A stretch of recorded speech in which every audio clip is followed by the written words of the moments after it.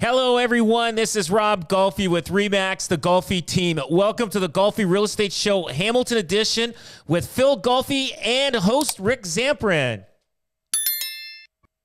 Welcome aboard. It's another awesome weekend here in the city of Hamilton, and we have a lot of great things to talk about real estate related. Of course, it's Grey Cup weekend in the Hammer as well, but that's not going to stop us from talking about what is making headlines and is the talk amongst people at the water cooler, wherever they're hanging out these days, including Toronto, because a lot of interesting things are happening in Toronto when it comes to real estate, whether it's the land transfer tax, which is going to be going up in the new year, a vacant home tax, area buyers in Toronto walking away from big-time deposits, and some homes, even the most desirable ones in the Big Smoke, are not selling. So what is going on, and how's that going to impact things here in Hamilton and in Burlington? If you want to sell your house or you're in the market to buy a home, call the number one RE/MAX team in Canada, the Golfi team, 905-575-7700, online at robgolfi.com. That's Rob, Golfi.com. Rob and Phil, good morning. How are you guys doing? Good morning. Yes, it's a crazy, crazy market right now. People's personalities have changed because of the market, and it's everybody's just going crazy. What's going on is that there was an article in regards that they said that the housing market likely in a hibernation until spring. This justifies what I've been saying, and I had a debate with a realtor from Calgary, and we were talking about saying, there's houses that are priced bang on, but they're not selling, and he's, indicating that, Rob, they're overpriced. Well, I know the difference between an overpriced house, a house priced the right price, and an underpriced house. Now, we've got houses on the market that are priced bang on, we know it, but we know the market, the way it is now, is not accepting that right now. It's just no action is happening. Even if you drop the price, you're still not going to have people looking at the house. So this verifies what I've been saying, and that's why I tell people, if I feel your house is priced right, and if you've got the time, I would hang in there, keep the price to where it is, and then we'll go. Now, a lot of people that are out there, the consumer, the public, they may feel their house is priced right, but it needs to be dropped. It just depends on every house, every situation's different. So you have to be very, very careful. The agent must know the market very well and must know it. So we're doing a lot of going through all our inventory, trying to see if the house is overpriced, underpriced, or priced right, to make sure that that we're not sitting there, even though if we're priced too high. But if we're priced right, let's just sit there and wait. Now, obviously, people go through divorces. They have to sell fast. People, estate sales, they have to sell. Relocation and whatever else. People right now, and the elderly population, this market, they don't even know this is happening. You know what I mean? Except when they put their house up for sale. If they listen to us and they go by what we tell them, and the house is priced right, they will sell and they will buy, because usually they have cash and they're paying 100% cash on these houses. But just to give you a little bit of what's going on in Hamilton, I did this in the first 15 days of this month. So the inventory in Hamilton and surrounding areas, 1,722 listings. So the average days on market for these listings that are active right now is 45 days. Now, out of those listings, out of the first 15 days, 164 homes sold. That's a real low ratio. And out of those 164 homes that sold, which is a low, the average list to sell ratio was almost 96%. So, and the ones that did sell, the average days on market was 29 days. So basically, like 1% of the homes are selling. That's so far in the first 2 weeks of November. Now, the average sale price that was selling, like now if you take the 164 homes, and figure out the average sale price, it was $766,000. So, you know what? It is. Houses are sticking around on the market and stuff. Niagara, man, they've got problems out there, okay? 2,513 listings active right now. average days on the market for these active listings is 54 days. Now, out of the 2,513 listings, 143 of them sold in the first 2 weeks. Crazy. And the average list to sell ratio, so that means the average they're getting is 94% of the sale price. So, and the average days on market for these homes in Niagara is 39 days. So basically, we're selling a half a point of homes on the market right now. So if you are trying to sell and you're wondering why it's not selling in Niagara and you're sitting and sitting and sitting, you know what? Just sit tight. If you can afford to hang in there for another 3 months, you will be okay. Don't keep pushing and pushing and dropping the price because it's not going to happen. You're still not going to get the sale because the buyers are not coming out regardless whether how good of a deal it is. Well, maybe a really good deal. So, but in Burlington, 484 listings active. Average days on market for those listings is 39. 52 homes sold in the first 2 weeks of Burlington, which works out to about 95.3% list to sell ratio.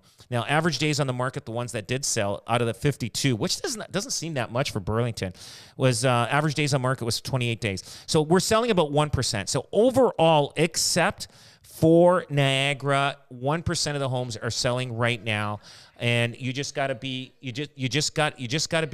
patient and wait. That's all. And so, in those circumstances, Rob, those 1 percentage points that are actually selling their homes, is it strictly?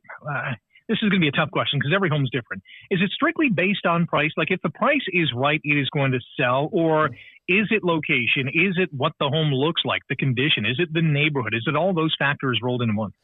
What it is if you've, so I'll give you a perfect example. There was a house in Grimsby that was listed at $599.9 on 13 Bedford Park. Great listing, great price. Listing. I wanted to buy it. I have no reason to buy that house, but I wanted to buy it because it was a good deal. Right. But it was priced right. It was probably priced just under what the market is. It's a the other thing, it's a bungalow. 1,300 square foot bungalow, 3 bedrooms. Really corner lot. Yeah, it was 80 by 140 foot lot with an in-ground pool. Now, everyone's like $599. The property needed work, right? It was tired. It was original. Cosmetically it needed to be completely updated, but it didn't have anything out of the ordinary. It wasn't like it was infested with rodents or had foundational issues or structural issues. But it was just a property that needed cosmetic work. Who listened to our agent on our team, Julian Allen, who came up with an aggressive pricing strategy, laid it out in front of them. The house was vacant, so it was something where they wanted a quick sale. They wanted an immediate closing date. They laid out, the marketing plan, the pricing strategy in front of them. They agreed to it, and they hit the market, and they had 15 showings in less than 24 hours. In the first day, we had 3 offers already registered. Exactly. So what that tells us is people are still paying attention. It's not like people are turning their backs on the real estate market and not looking. People out there are still looking right now, but they're looking for a deal, right? Yeah. And if you're not, there's people out there that have listed their house thinking that, they've come down $100,000 of what they would have listed it in last year. And they feel like their house is a deal, but they need to come down even just a touch more to attract those buyers. It's almost like the buyers have gone into hibernation right now, and to get them out, they got to have that cookie that's so attractive for them to go and see it. And this is one of those properties right now that, you can say that it was underpriced, or you can say it was priced competitively or aggressively, but that's what it took to get this property sold in today's market. This must have been one of those, warm, chocolatey cookies that you just bite into and you get that, But Rob, you also mentioned earlier that people's personality is changing. How so? Frustration. There's people that have to sell and they're frustrated. We've got houses that are priced right, and especially people that are going through a divorce, it makes it even more tougher. We see couples fighting amongst each other, and one wants to drop the price, the other one doesn't. And I'm saying, listen, guys, we got to be patient. You're going to have to, be husband and wife for at least another 2 months or 3 months. So they may not want to do that, but they have to if they want the money out of their house. And you know what? Do I have the crystal ball? No, but I have the experience that I can tell how trends go. And the one thing I know is that we are probably entering into a deep, dark zone in the next 4 weeks, and then things are going to start climbing back up again, and it will.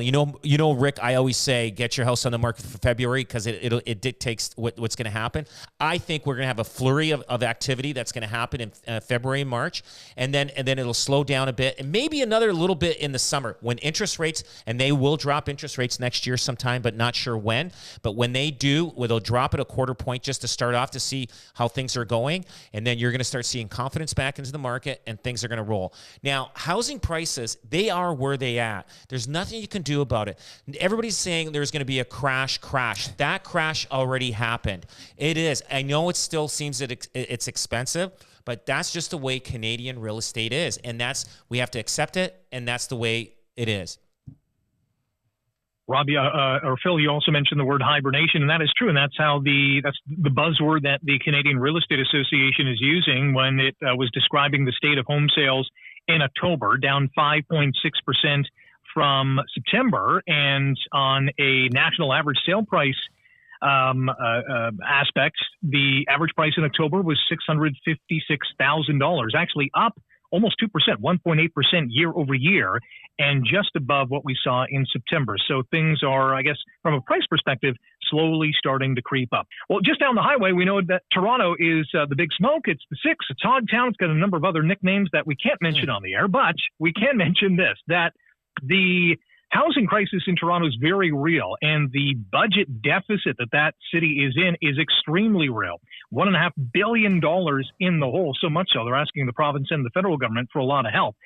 And within that, not only do they want to, fill up the coffers in Toronto, but they're also looking at how can we make real estate more affordable for some.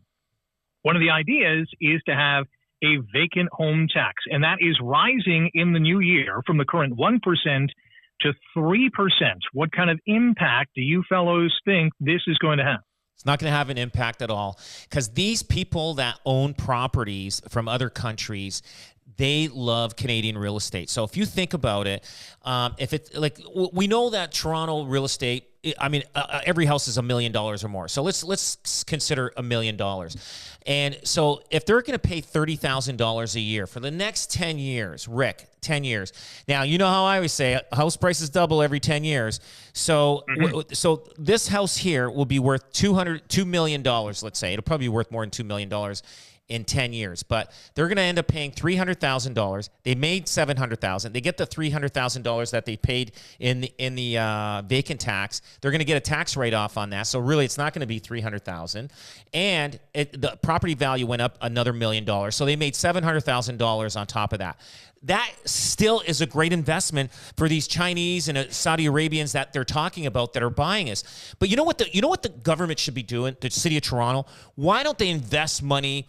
And the reason why they're keeping it vacant, they don't want to deal with tenants. They don't want to deal with tenants, and they get stuck there. Board. Oh yeah, destroying the property. And invest in opening and having a landlord-tenant board. You don't pay your rent on the first of the month. By the 15th, but within 30 days, you should be in court. Hey, why aren't you paying your rent? Well, guess what? 30 days, you're going to be out. Okay, if they did something like that, maybe these Chinese people would open up their houses to rent out, but they're not doing that, and they're saying, hey, you can put it up to 5% probably, and we'll still buy real estate and still keep it empty.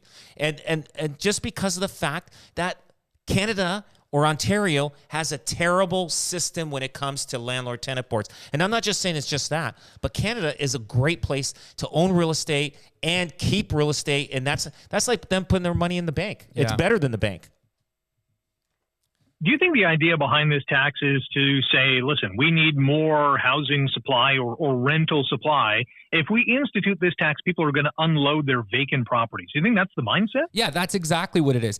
And I mean, the fact that they went from 1 to 3 just shows that the 1% didn't do anything or deter anyone away. So, you know, they're trying to create more rental solutions, more affordable solutions. And perhaps if they open up the vacant condos and the vacant units, that it might bring down some of the rental prices and bring down some of the housing prices. But there's condos in Toronto right now where, you know, they were sold out in a day. And 50% of them, you know, this condo's built and 50% of the units still remain vacant because they're offshore buyers of people, you know, money washing or doing something of that nature to like I said, bet on the Canadian real estate market, which is a pretty good bet. And they're going to play the long play. This is people with, you know, hundreds and millions of dollars that are going into Toronto and buying these units up, leaving them vacant, and who knows what the play is down the road. But it's you know, what's going to deter them away? It wasn't a 1% tax, because if it was, then they wouldn't be raising it to a 3%. It's cheaper to just own the real estate, keep it vacant without the headaches. That's what it is. And you're going to see that continuing. Now, the resident that goes to Florida for 6 months, they're going to have a problem. So 6 months in one day. So now they're going to have to shorten their little winter vacation. It's always been 6 months, right? Just to have OHIP, right? So you always have to spend 6 months in Ontario. So that's going to remain. But this is who they're going after. They're going after the offshore investors who are buying multiples of condo units and just leaving them vacant. And, you know, we saw this in Vancouver. This problem has been going on in Vancouver for long before it's been going on in Toronto. And it's changed their real estate market. We've seen it have some type of effect on it. But not a dramatic effect. But in terms of Toronto right now, it's going to be interesting to see what this vacant home tax does. They're taxing everything right now. Yeah, it's getting tough. It's getting tough out there, and Toronto is going after. It doesn't just go after the foreign people, but it's the local people too that live probably that have 3 different residences in different parts of the world or whatever. But the problem is, the one aspect of it, you need somebody that knows how to run a business, and we need somebody that knows how to run Toronto as a business. And Toronto's always been in trouble. You know what I mean? They've always had issues, financial issues. They keep asking money from the federal government because they're always falling behind and diving deep into debt. And this is one part of it, is that they realize they can collect. And you know what? And they're going to find that it's not going to change. You're right. It's not going to change the vacancy. And who knows? In 2 years from now, you're going to see them increase it. The math that you laid out in Toronto, you know, $1 million home in 10 years, it'll be $2 million or maybe even more than that. From an interest standpoint and a growth perspective, that all made sense. Would a vacant home tax make sense in Hamilton? Would that math still work? I don't think there's as many vacant homes in Hamilton and surrounding area. We're not I don't think. I mean, I think they could bring it. It's not gonna. It might bring in. I don't know. Maybe. I think the vacant home tax in Hamilton. I think you would be surprised by how many detached, you know, rundown homes there are in the city. And I think it would clean up some of the you know, distressed vacant properties in the city where you know, if somebody's just sitting on it, doesn't know what to do with it, maybe has you know, eventually getting to a project that they had planned down the road. Maybe they inherited a property they'll sell it and somebody else will build exactly, or whatever. And somebody else would, you know, buy it, renovate, tear it down, rebuild. I think there's a lot of those homes in terms of detached homes that are downtown. And I think it would clean up the city in terms of that, but in terms of having an effect on affordability, on rental prices in Hamilton, no, I don't think that would happen. But I do think a vacant home tax in the city of Hamilton would clean it up, and it would motivate those you know, people that own those vacant distressed homes and either fix them up and sell them or just flip them to an investor that wants to do something with it. There are a lot of rat infested properties in the north end. Yeah, sitting there for sure. I know that. I want this to sound like the Toronto real estate show. This is the Golfi Real Estate show, but here's another issue in Toronto, and that is the land transfer tax, because councillors have approved a new game plan when it comes to that tax. for homes valued at $3 million or higher. So is this going to have a big impact too? So I was talking to Phil about this, and we were saying that does the seller pay this or does the buyer pay this? And the seller will pay it on closing. But I'm not sure if it's I think it's the buyer that pays it. But anyway, what it is they're looking at the tax for anything between $3 million and $4 million is 3.5% tax. So basically, if you were buying or selling, we got to find out. This is the buyer. The buyer pays the land transfer tax. That's right. Yeah. So there would be $122,000 they would pay on a $3.5 million house, and then if the house sold and if it's between $4 and $5 million, it's a 4.5% tax. Right. And that would be, let's say you were selling, buying a $4.5 million house, you would have to pay a $202,000 tax. And now think about this. That's crazy.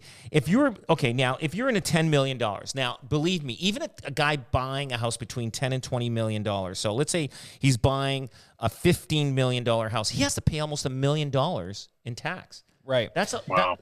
But currently right now, over $2 million, it's a 2.5% tax. Yes. So they're adjusting that and just increasing it even more to the buyer in terms of Toronto, in terms of that super luxury market. They're saying, hey, you want to buy a luxury home, you're going to have to pay a tax for that. Now, I mean, they're adjusting to the prices as well, right? Yeah, but I'll tell you, in the lower end luxury, we're talking maybe under the $5 million. You're going to see those guys saying, I don't know, they may back off. Yeah. But also in the high end luxury, guys that are buying 10 million plus, it's pretty expensive. They may, you know what I mean? Like luxury homes, higher luxury homes, high end luxury, super luxury, don't appreciate as much as the lower end. So let's say you buy a $20 million house today, right? In 10 years, that $20 million house may be worth $22 to $25 million. Who knows? And then you've put in probably another $3 million into the house just to keep it updated. Yeah. So your margins are not very good on making on luxury, super luxury homes. I tell that to people if they're buying a very expensive house, I say, guys, listen, I don't know. Like, you're coming from $1 million house. Those houses appreciate real fast and real good because there's a huge population can afford that price point. But when you get into the super luxury, there's less buyers, more maintenance. The appreciation is not as good. Me personally, I would not buy a super luxury home for an investment property. There's no way, unless I knew I could flip it, make $1 million overnight. But I'd never take the risk on that. Get caught with it.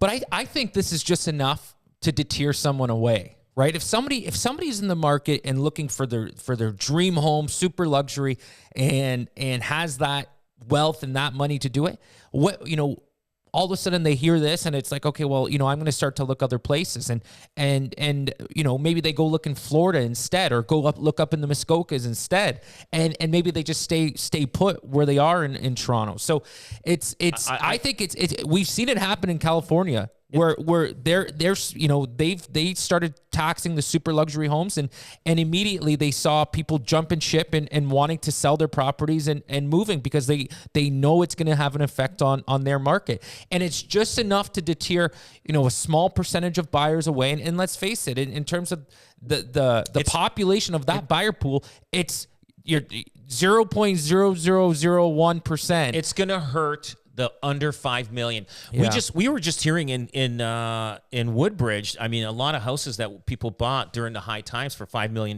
they're under power of sale. Yeah, their mortgages increase. This will hurt the luxury under $5 million. So you're going to see people having these homes, and they're going to be sitting on them forever. And Toronto's already doubled the land transfer tax. Yeah. In comparison to the rest of the province. And they were trying to do that in Hamilton and Niagara. Yeah.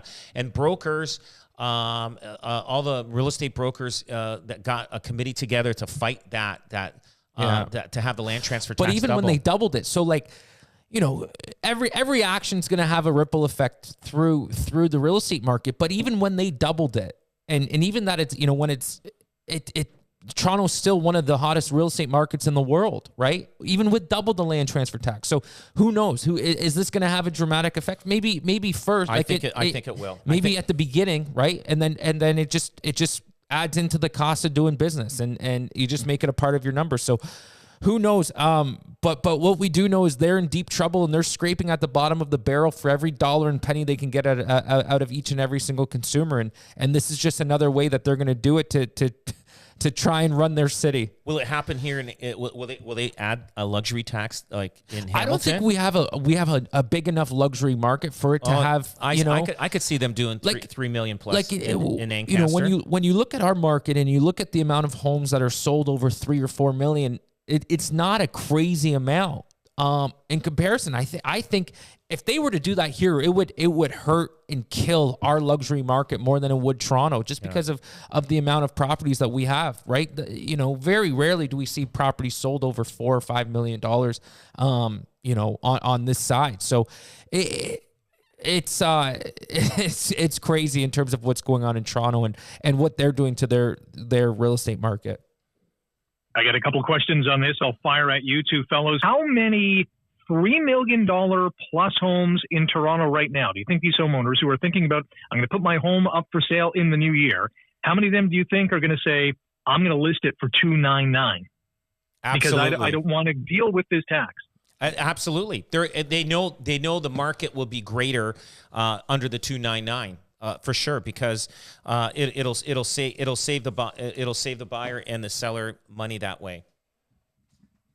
The other question is how many, and we were talking about homes doubling in price every 10 years. How many homes right now in Toronto are at that, $2.5 million range? They're seeing this tax come down the line. Do you think that might, entice them to get their home on the market to prevent having to deal with this tax and just maybe live in their forever home because they just don't want to deal with it? I think it's an added pressure. If you're considering, if you're on that fence where it's like, do we list, do we move, what are we doing? This might influence or impact their decision that they're going to make in terms of, selling their property. This, like I said, it's at the beginning, it's gonna be a huge deterrent in terms of buying a super luxury home above that $3 million threshold. There's just an added cost to doing business. It's not, and once we get into the swing of things, people are gonna get used to it, and it's just gonna be another tax that we become accustomed to. No one feels sorry for the person that's going out and buying over a $3 million home. No one, right? If it's going to be the cost of doing business, and if you're in that super luxury market and you can afford that, it's just going to be the price that you have to pay to be able to go buy that luxury property. Now, as I said in the last segment, in my opinion, this is enough to deter someone away from buying that property, which will ultimately hurt that market in the beginning, in my opinion. And like I said, once you get into the swing of things, it's going to be very accustomed and becoming the cost of doing business. So I think in the beginning, it's going to push sellers to sell before it becomes into effect. And at the beginning, buyers are going to feel really apprehensive of jumping into that market. It'll hurt the Toronto market at the beginning. For sure. It'll hurt. Now, that $3 million mark is like maybe $1.5 to $1.78 million here in the Hamilton, Ancaster area, and it could be about 2.2 million in Burlington. So I mean, there are a lot of people in that price point. Population in Toronto is huge, so there is a lot more buyers in that range. It will affect the between the $3 and $4 million. There's no doubt about it. It is going to drive the luxury market down, and it's going to stay stagnant for a bit. So if you own a luxury home, you're going to have to wait and see and let it play out, and see what's going to happen. But Toronto is a global real estate market. There's a lot of people in terms of high net worth, high wealth people from around the world that own second and third properties, whether they're vacation properties or what have you, that will now be aware of this. And instead of Toronto, it might be in New York City, or it might be somewhere else that they're going to look instead of this. And this is just, if like I said, just another cash grab for the city. Exactly. So, and listen, for some people, it might not affect them. For some people, it's just they'll look past it, and it's like photo radar in Hamilton. Well, I always say, it's like the gas prices, right? Remember, I remember gas prices climbing, and they hit the $1 mark, and that was crazy at that time, and in comparison to where they are today, it's insane. But it's like I said, you get used to it, you move on, and away you go, right? When the gas prices start to increase, you watch it for a few weeks, and then you get used to it. So it's just like I said, it's the cost of doing business. Got another minute in this segment. Are either of you guys surprised that Hamilton doesn't have a land transfer tax, or at least one that mirrors what Toronto's doing? I think they'll do. I think they'll increase land transfer tax. It depends on how deep in debt we're in, and it's something's going to come down the pipe, and it's not just Hamilton. It's going to be the rest of Ontario. You watch, and I know they tried to double the land transfer tax in the rest of Ontario after Toronto did it, because they said, well, Toronto, it didn't affect them, but they are gonna. I could see it coming in, but it'll hurt us more than it will in Toronto. Like, can you imagine coming up, like you save enough money for the down payment. Now you have to save just the same amount of money just for the land transfer tax. It's going to be tough. And people already have a tough time as it is now trying to save up for a house. So you want people to have home ownership? Well, don't double the land transfer tax. That's for sure.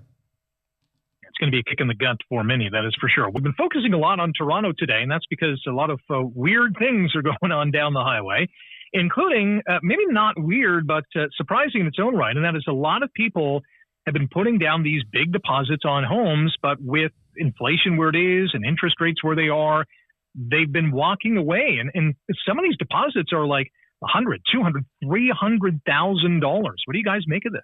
Yeah, I get it. People bought in a high market. Now the properties are coming up for occupancy, and either they can't get the mortgage for it, or the appraisal.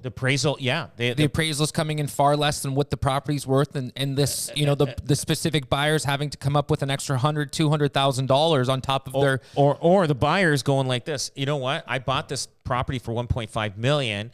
Now it's only worth 1.2 or 1.1. And why should I close on this deal where I'm closing on something that's worth less than it is? It's like no. So it's hard to gauge. It's hard to gauge. They are walking away from it. The builders are struggling because they don't want to take possession of it, because if they have to sell it for a lower price, then they're going to take possession. A lot of them, they're going to sell them for a lot less, and it's going to be tough for them. Here's what I don't get. In that crazy market of 2021 and 2022, it was the builders who were canceling the contracts of the buyers to go and resell them, because we saw that market accelerate so fast, and they looked at their development and said, we can get another 10 to 15 points on each and every single unit. Why don't we cancel all our purchase contracts and go out there and resell it again? Now, the market's tailed back, and it's the builders who are needing the buyers now, and it's the buyers wanting to cancel their contracts. Here's my advice. Work with your builder and see if they're willing to do anything with you or for you to be able to accommodate or make the sale happen. Whether it's a reduction in price, whether it's extending the completion date or the closing date, whether it's helping buying down the interest rate, buying down the interest rate 2 points off the interest rate. Whether it's financing solutions to help them out with that, but go to your builder and try and work with them and come up with a solution to help you close that deal, because that builder doesn't want to take ownership of it, and they don't want to resell it to someone else for no. The bad advice, in my opinion, is, and I've heard it a lot out there, is walking away from your deposit. Do not walk away. Try and find a solution before you walk away from your deposit. And it's not just a matter of losing your deposit. And that's what a lot of people think out there. It's not. You will lose more than your deposit, because once that builder has to go out and resell it, and they sell it for less than what you paid, they're going to come after you for the difference. And we saw that in the resale market, and we're starting to see that in the pre-construction market. The worst advice out there, in my opinion, is to walk away from your deposit. Most builders have lawyers on retainer, so it doesn't cost them as much. No. So work with your builder, try and come up with a solution to accommodate the closing. And a lot of good builders out there will try and work with you the best they can. But it's a really difficult position that a lot of people are in. And we hear a lot about it right now. A lot of people are calling us right now and asking us to help them assign their listings because they have an up and coming closing and they don't have a solution to close on it. No. So they're scrambling to try and do something with it. But that's the situation we're in right now. That's the situation a lot of people are in, and especially the investors. That was the hot button topic where you went out and bought 2 or 3 condos and you didn't have to close on them and you can flip them for, in our area, people were flipping them for 50 to 60,000. In Toronto, there were some people that were assigning units and making 200, 300,000 through that crazy market. I had a builder come up to me in Grimsby and said, do you want to make $100,000? Buy a condo. And at the time I said, no, I'm not in a position to buy one. But every single person who bought these condos made $100,000 by the time that they moved into it. That people thought they can continue to do this. And what happened was when that condo market carried into the, kept on going, people got fascinated by flipping these condos, and a lot of people got caught. Wow, pretty scary stuff. Lastly, we've got about a minute. Just and this, I guess, speaks to the hibernation issue in Toronto. A lot of homes aren't selling there. Even the most desirable ones. Are people just pressing pause right now because of where we are financially? Absolutely. And I think if you can wait till next year to sell, I think that's the best way. And the buyers right now, unless it's a super deal, they're not going to jump at it. And for it to be a super deal, it could be 5 to 10% under the real market value. And a lot of people don't want to sell it at that under market value. So to me, in my opinion, and I've always said this, if you don't have to sell, then just be patient and you'll get it sold. But if you have to sell, you're just going to have to keep dropping and it's just going to cost you more money. That's all I'm saying. Well, if you have to sell or you want to sell or you're in the market to buy a house, call the #1 RE/MAX team in Canada. That is the Golfi Team, 905-575-7700. Online at robgolfi.com. That's Rob, GOLFI.com. You can listen to our show online through Spotify, iTunes, Google Podcasts, Stitcher, and many more. Just search for the Golfi Real Estate Show in your favorite podcast platform. Hit the follow button so you never miss an episode. Thanks for listening to the Golfi Real Estate Show, Hamilton edition. We're back next Saturday at 9 on 900 CHML. Good stuff.